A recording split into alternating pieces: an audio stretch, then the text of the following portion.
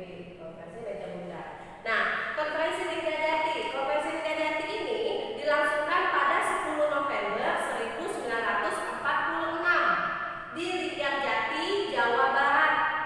Nah, sedangkan penandatanganannya itu dilaksanakan di Istana Merdeka pada tanggal 15 November 1946 ya.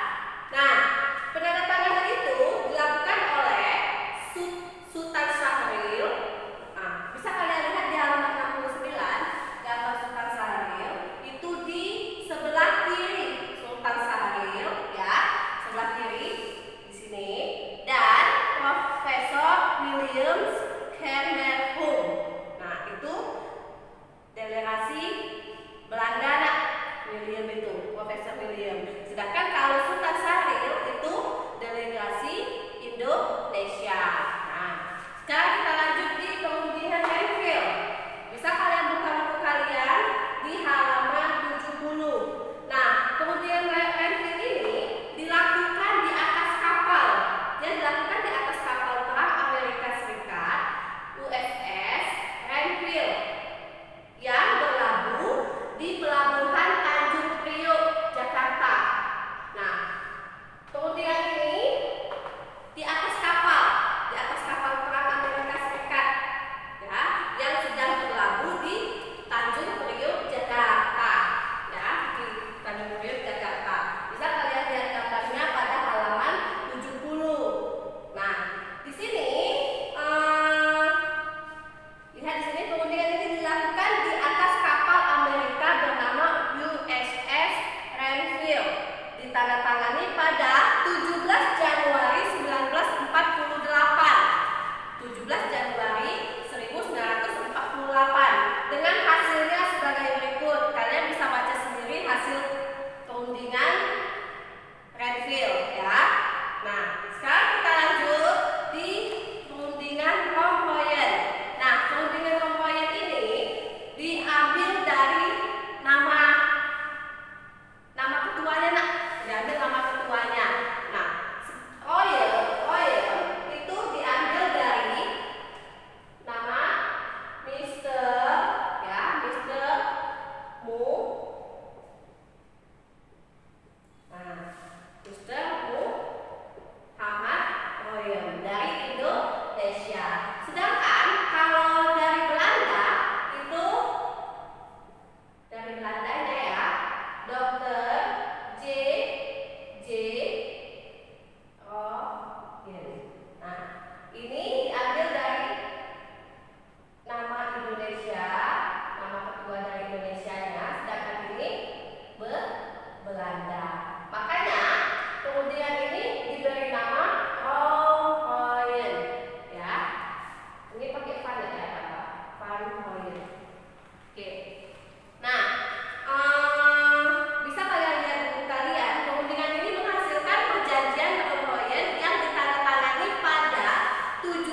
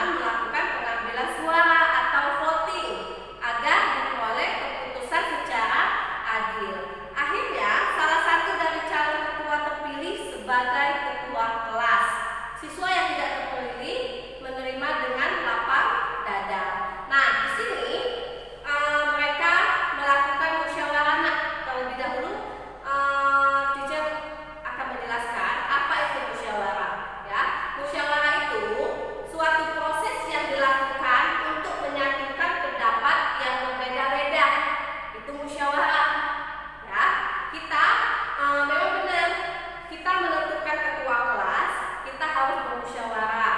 Kita menentukan sesuatu, misalnya di dalam keluarga juga, kita misalnya ibu menanyakan mau masak A atau masak B, sedangkan di dalam rumah itu banyak anggota keluarganya. Nah, kemudian ibu bingung, jadi ibu bermusyawarah kepada anggota keluarganya itu agar ibu bisa menentukan masak apa hari ini. Itu ya bisa juga. Nah, tadi di bacaan tadi belum menemukan ya Nak ya, belum menemukan yang terpilih jadi mengambil voting. Nah, apa itu voting?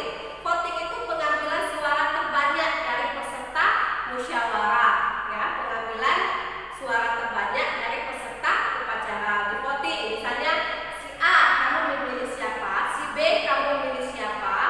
Dari hasil votingan itu bisa kita tahu ya siapa yang dipilih. Nah di sini manfaat dari musyawarah, manfaatnya itu menjalin kerukunan dan mempererat kerja sama. Bisa juga manfaatnya itu terbiasa untuk menghormati pendapat orang lain. Kita itu terbiasa untuk menghormati pendapat orang lain. Jangan kita hanya ingin dengan pendapat kita sendiri, ya. Dan juga kita harus berlapang dada. Benar tadi peserta yang musyawarah tadi, ya, dia lapang dada yang tidak terpilih. Kita harus lapang dada kalau pendapat kita itu tidak diambil, ya, nah ya. Namanya musyawarah pasti ada pendapat yang diambil, ada pendapat yang tidak diambil. Itu tergantung itu anggota musyawarahnya. Oke.